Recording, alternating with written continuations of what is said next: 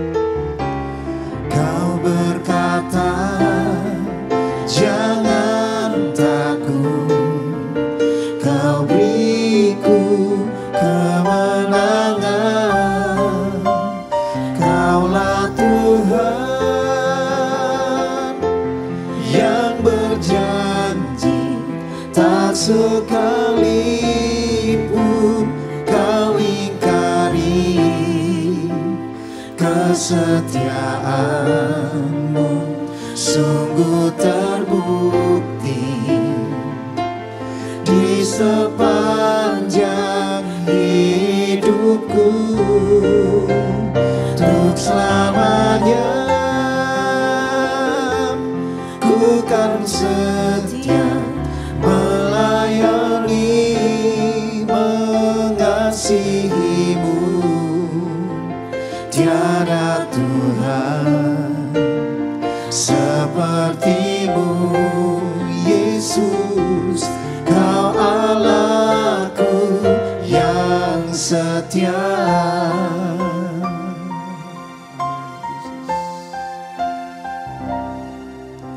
Sekalipun ku berjalan dalam lembah gelap, namun tanganmu selalu menopang hidupku. Saat ku dalam ketakutan,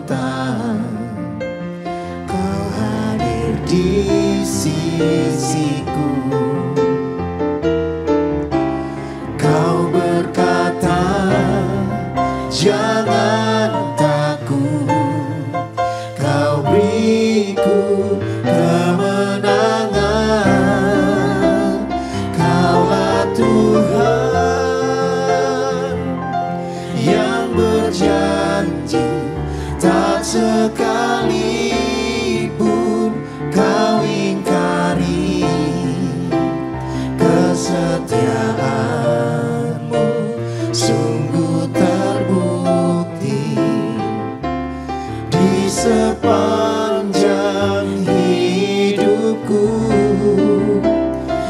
untuk selamanya.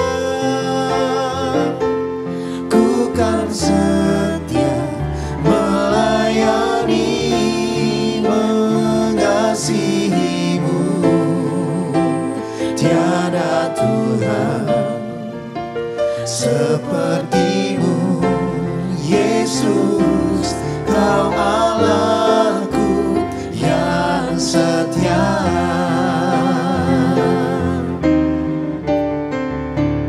Kaulah Tuhan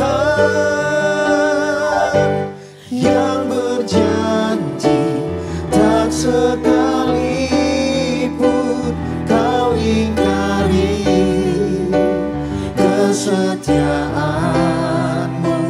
Sungguh terbukti di sepanjang hidupku. Untuk selamanya ku kan setia melayani, mengasihimu. Tiada Tuhan sepertimu, Yesus, Kau Allahku yang setia. Tiada Tuhan sepertimu, Yesus, Kau Allahku yang setia. Tiada Tuhan sepertimu, Yesus, Kau Allahku yang setia. Oh, Kau Allah yang setia, Allah yang setia, Kau buktikan kesetiaanmu pernah tinggal dalam hidup kami. Seperti tak melepas kami sendirian.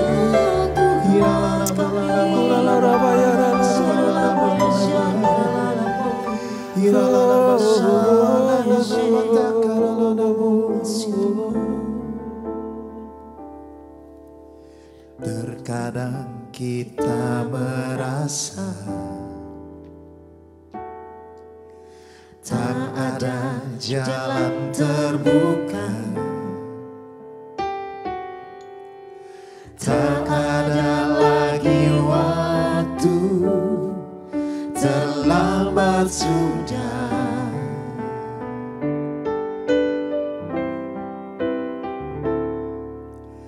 Tuhan tak pernah berdusta, Ya, Yesus. Dia selalu pegang janjinya. Bagi orang percaya, mujizat nyata.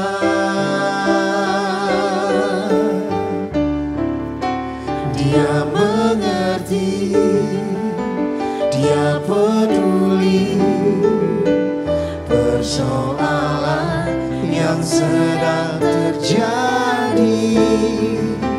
Dia mengerti, Dia peduli persoalan yang kita alami.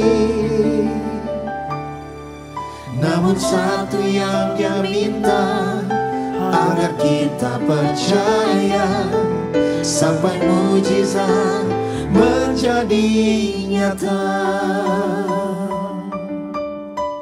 Amin, Yesus.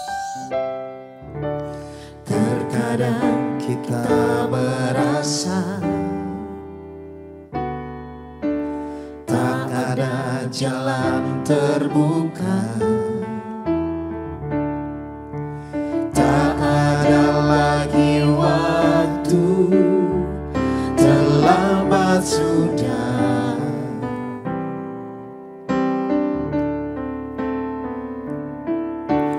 Tuhan tak pernah berdusta, Dia selalu pegang janjinya. bagi orang percaya, mujizat nyata.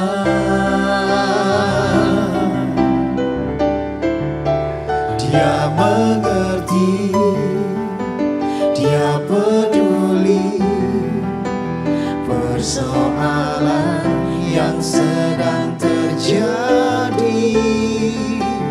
Dia mengerti, dia peduli persoalan yang kita alami.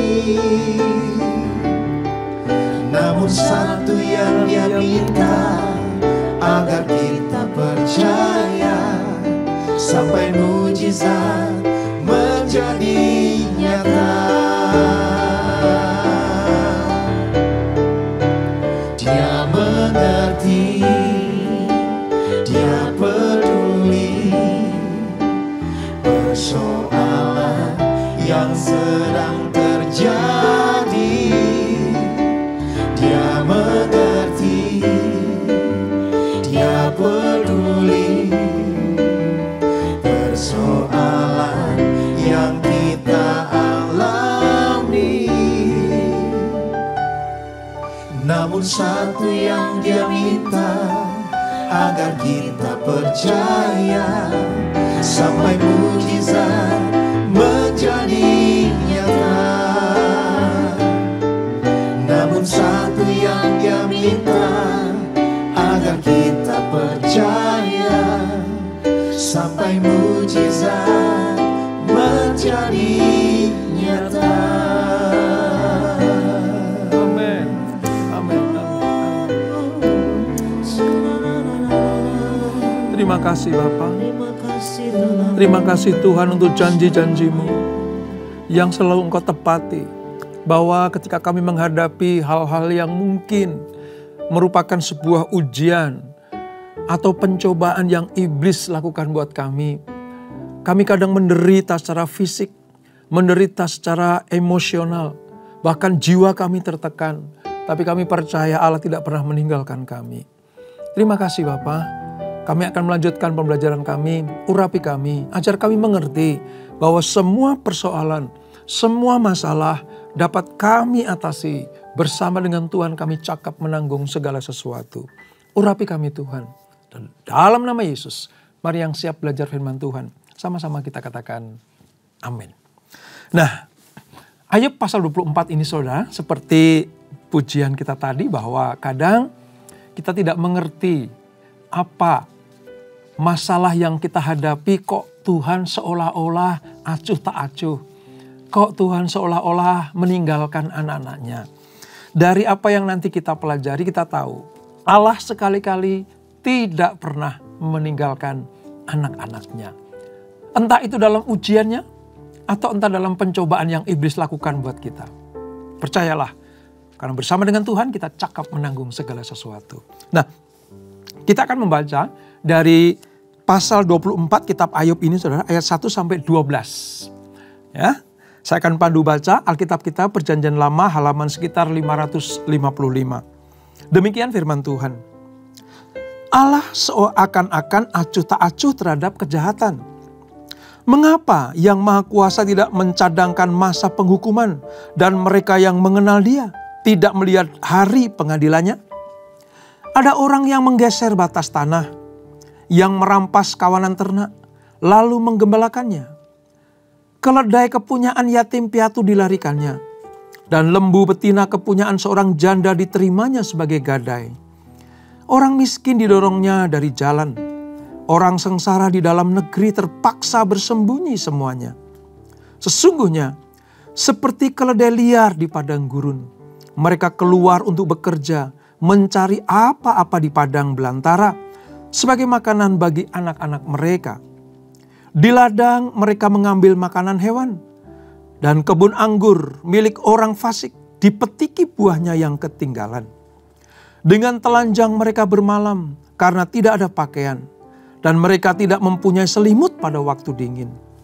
Oleh hujan lebat di pegunungan mereka basah kuyup, dan karena tidak ada tempat berlindung mereka mengimpitkan badannya pada gunung batu.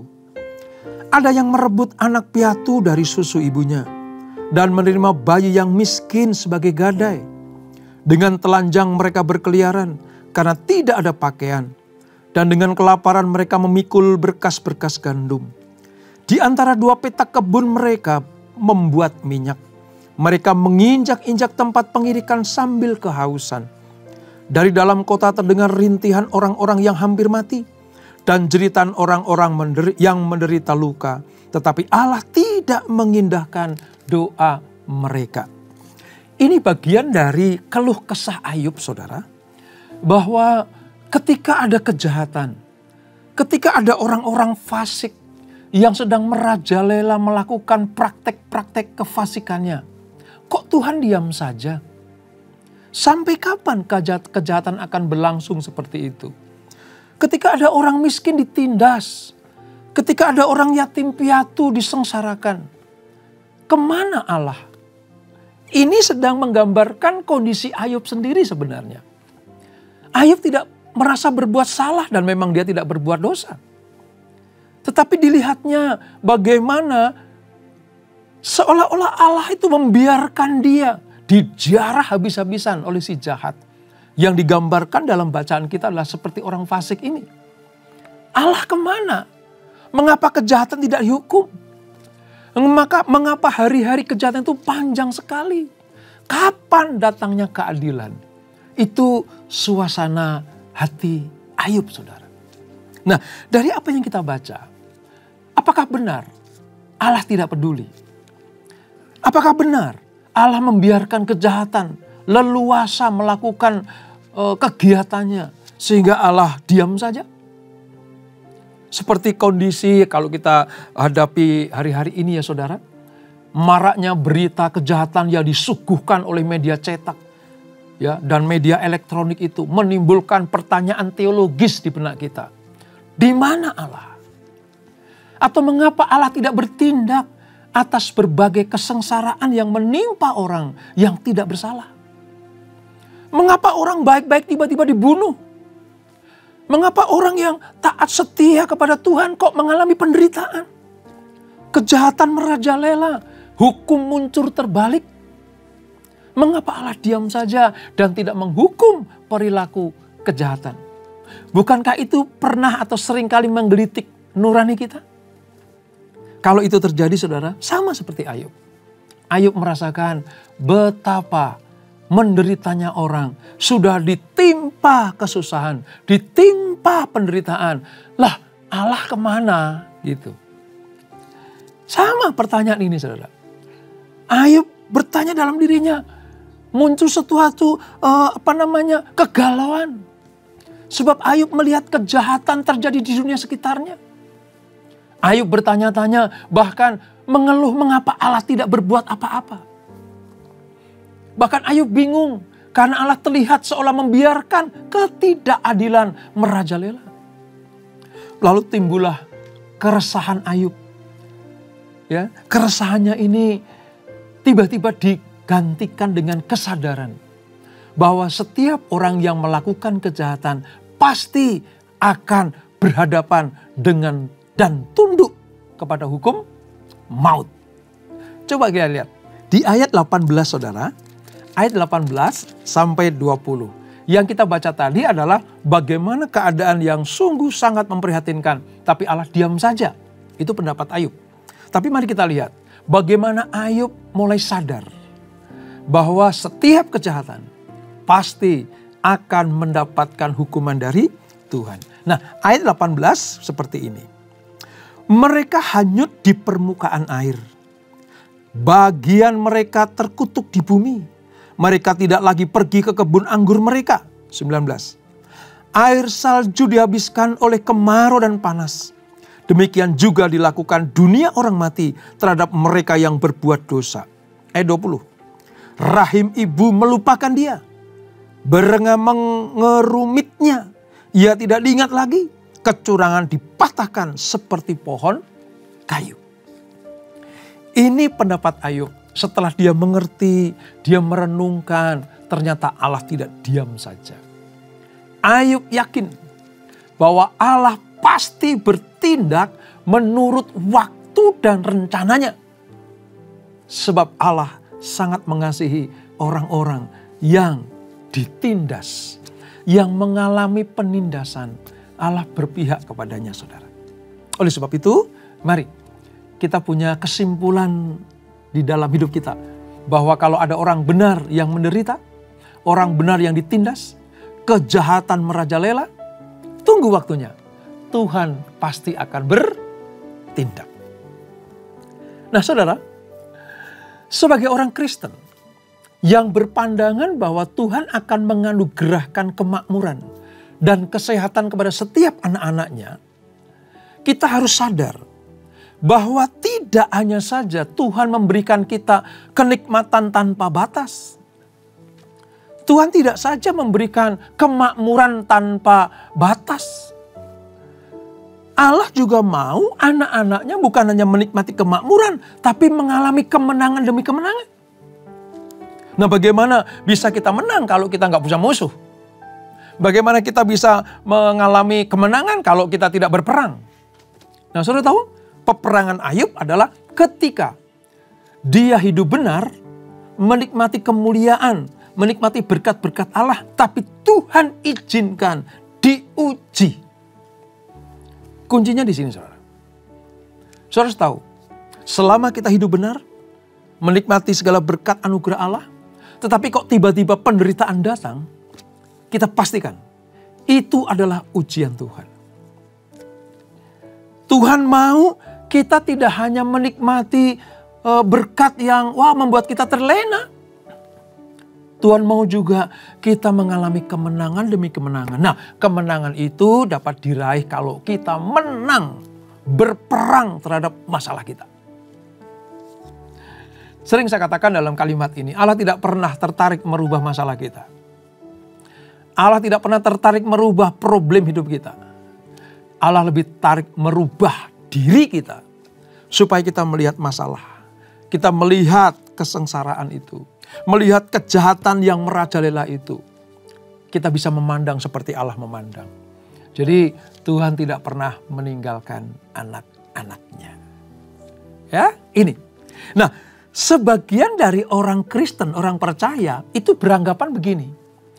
Kalau kita udah jadi orang Kristen, kita sudah percaya kepada Tuhan, ya nggak perlu dong kita itu susah lagi gitu. Apalagi kita miskin gitu. Kalau kita sudah percaya Yesus, ya harusnya kita nggak perlu miskin dong. Kita nggak kekurangan dong. Kita nggak mengalami penderitaan dong. Ada golongan orang-orang yang seperti itu, saudara. Tapi mari kita lihat. Dengan belajar kitab Ayub kita mengerti. Kitab ini membantah keyakinan ini, saudara. Bahwa kalau kita sudah jadi orang Kristen, tidak ada penderitaan. Bahwa kalau kita jadi orang percaya, tidak ada kesusahan. Kitab Ayub membantah pengertian seperti ini. Ayub bukan saja kehilangan hartanya, walaupun dia orang benar. Ayub bukan hanya menjadi miskin, walaupun dia kaya raya. Tetapi Ayub juga mengalami kesakitan tubuh yang membuat kulitnya itu, saudara, dipenuhi dengan borok. Apakah Ayub melakukan kejahatan? Apakah Ayub melakukan pelanggaran-pelanggaran kepada Allah? Tidak. Allah memuji Ayub. Dia orang yang saleh, hidup benar, menjauhi kejahatan dan takut akan Allah, bergaul dengan Allah. Tapi mengapa orang yang seperti ini kok Tuhan izinkan menderita? Sekali lagi, dari pihak Allah, dia menguji Ayub. Dari pihak iblis, dia mencobai Ayub. Tujuan ujian Allah adalah supaya naik kelas, next level. Naik ke jenjang yang lebih tinggi lagi, kehidupan rohaninya. Tapi tujuan pencobaan iblis adalah supaya Ayub binasa. Ayub mengutuk Tuhan. Ayub tidak digolongkan sebagai orang yang akan diselamatkan. Tapi mari kita lihat bagaimana Ayub memenangkan arena pertandingan iman ini. Dengan menyadari bahwa Allah tidak pernah meninggalkan anak-anaknya. Wow. Ayub sungguh-sungguh mengalami penderitaan yang teramat besar. Tapi di akhir kitab ini kita akan melihat nanti bahwa dia percaya dan dia menikmati Allah tidak pernah meninggalkan anak-anaknya. Ini saudara. Kitab ini memang penuh dengan kepedihan. Saya yakin dan percaya barang siapa yang membaca secara berurutan kitab Ayub ini saudara. Siapapun yang membacanya, kalau diteliti dengan seksama, akan merasakan kepedihan yang dalam diri Ayub. Kita terbawa oleh emosional kita. Kita terbawa oleh suasana penderitaan Ayub yang luar biasa. Dan kalau saudara ingat, pasal 6 dan 7 dari kitab Ayub ini merupakan salah satu bagian yang paling menyedihkan dari kitab Ayub. Bahkan dari seluruh Alkitab. Ini posisi atau keadaan suasana yang betul-betul tragis dan memedihkan.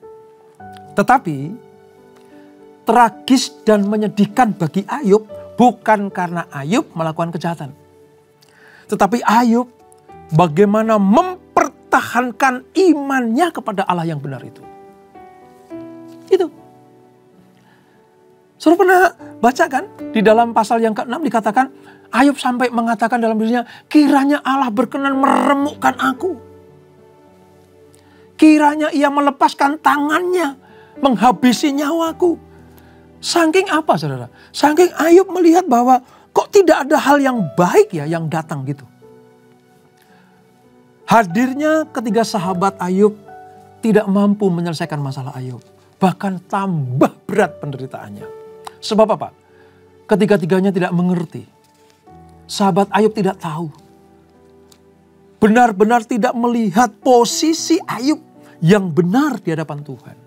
Yang dilihat sahabatnya cuman, oh Allah menghukum engkau hai Ayub. Makanya kamu mengalami hal seperti ini. Kamu berdosa, jangan lawan Allah. Ayub bingung, kapan aku melawan Allah? Ini saudara. Kita bisa mengerti ya. Setiap kita baca kitab Ayub ini kita mengerti bagaimana manusia satu ini betul-betul saudara. Dihimpit dari atas, dari bawah, dari kanan, dari kiri, dari depan, dari belakang. Saya belum pernah melihat manusia, kecuali Yesus ya, kecuali Yesus. Seorang manusia yang betul-betul mengalami penderitaan yang luar biasa. Selain Ayub ini. Sangat-sangat luar biasa. Tetapi dari sini kita belajar. Mengapa kitab Ayub masuk dalam kanonisasi Alkitab kita. Supaya kita dimengertikan oleh firman Allah. Bahwa tidak selalu orang benar itu hidupnya aman-aman saja. Tidak selalu orang yang percaya kepada Tuhan Yesus itu tanpa ujian. Inilah keuntungan atau anugerah besar kita membahas kitab Ayub. Nah, sekarang pertanyaannya begini. Bagaimana kalau itu terjadi dalam hidup kita? Dalam menghadapi penderitaan itu, kita harus seperti apa? Saya ingin sampaikan beberapa hal, saudara. Kita bisa memilih untuk melakukan dua hal ini kalau kita mengalami penderitaan. Hal yang pertama, mendekatkan diri kepada Tuhan. Artinya, ketika penderitaan datang, karena kita tidak melakukan dosa dan pelanggaran, kita mendekat kepada Allah. Jangan menjauh, saudara. Kita harus punya keyakinan bahwa penderitaan ini tidak dimaksudkan oleh Tuhan supaya kita hancur. Penderitaan ini tidak dirancang Tuhan supaya kita binasa. Penderitaan yang kita alami tidak dimasukkan Tuhan supaya kita hidup di dalam penderitaan kekal atau siksaan kekal. Tidak. Kalau Tuhan izinkan itu terjadi, kita makin merapatkan diri kita, menguatkan iman kita, meneguhkan kepercayaan kita, datang kepada Tuhan. Seperti Ayub. Nanti di pasal-pasal berikutnya dia datang kepada Tuhan. Dan kerinduannya cuma satu. Tuhan, nyatakan kehendak-Mu. Dengan mendekat kepada Allah, kita akan mengerti kehendak Tuhan di dalam hidup kita itu seperti apa. Kita akan tetap kuat. Kita akan menang, saudara. Seperti Ayub menang. Karena dia tidak menjauh dari Allah. Saya punya kesimpulan pribadi tentang Ayub ini, saudara. Apa itu? Saya tanamkan dalam diri saya. Kenapa Ayub bisa menang ya? Kenapa Ayub bisa keluar sebagai pemenang? Saya melihat bagaimana Ayub satu jengkal pun tidak mundur dari Allah. Satu langkah pun Ayub tidak mundur dari Tuhan. Justru kerinduan Ayub cuma satu. Tuhan, tampakkan dirimu. Tuhan, nyatakan keputusanmu. Ini, saudara. Itu yang pertama ya. Jadi kalau mengalami penderitaan, jangan menjauh dari Tuhan. Justru semakin dekat kepada Tuhan. Yang kedua, jangan pernah kita mendekatkan diri kita kepada lawan Tuhan. Kalau tadi, mendekatlah kepada Tuhan. Tetapi yang kedua, kita jangan mendekat kepada lawannya Tuhan. Karena dalam hal ini, yang punya persoalan itu sebenarnya Tuhan dan iblis kan. Ayub gak tahu apa-apa. Ayub gak ngerti apa-apa. Saudara. Ayub taunya cuman, kok kayak begini ya? Kok begini ya? Kok jadi begini ya? Gitu. Dia gak tahu di atas sana ada deal-deal apa antara Tuhan dan iblis. Tapi saya katakan tadi, bahwa Ayub mengambil keputusan yang pertama, mendekatkan diri kepada Tuhan. Dan yang kedua, Ayub tidak mendekatkan diri kepada iblis. Tidak mendekatkan diri kepada si penggoda itu. Dia tetap percaya. Buktinya apa? Ayub tidak pernah kecewa dengan Tuhan. Ya, dia mengadu. Ya, dia berkeluh kesah. Ya, dia bingung.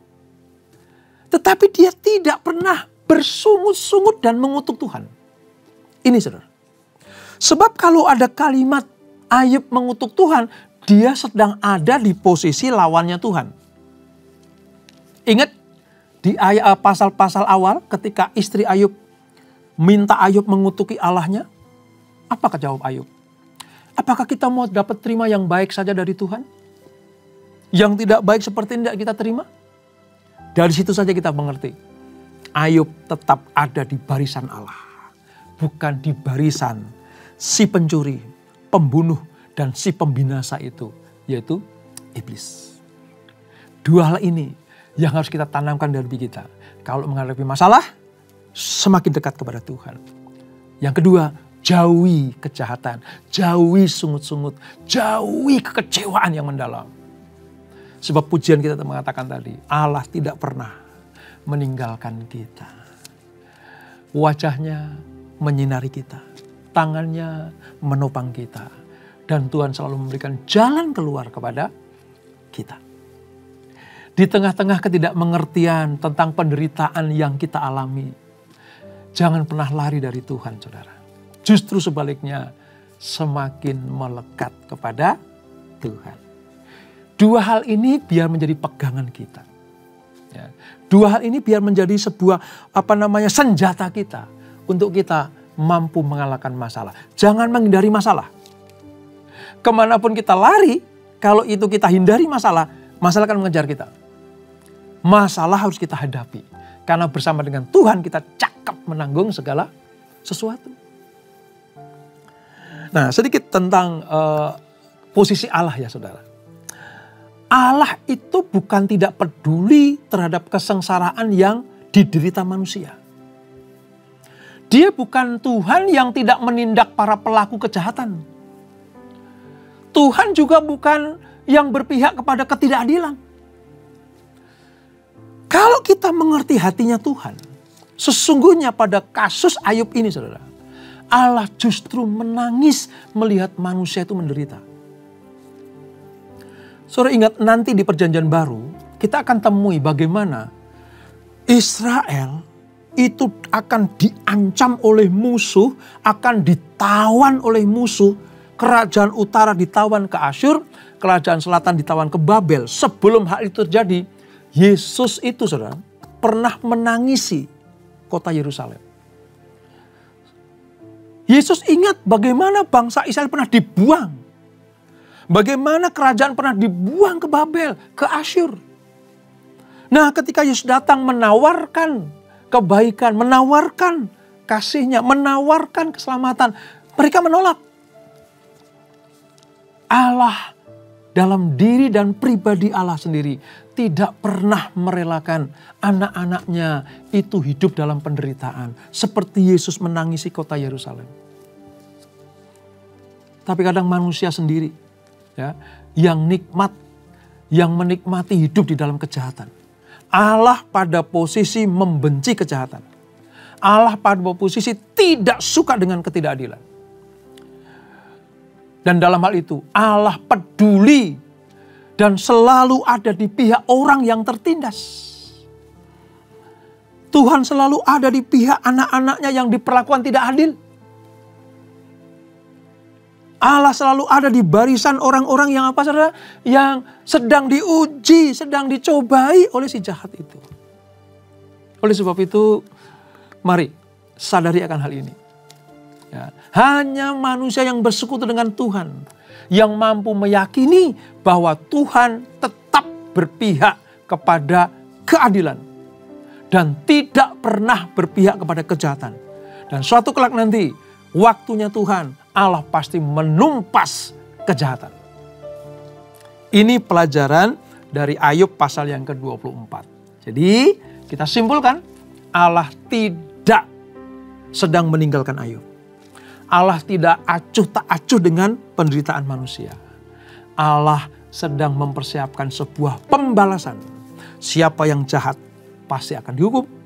Siapa yang berbuat tidak adil pasti akan memakan buahnya.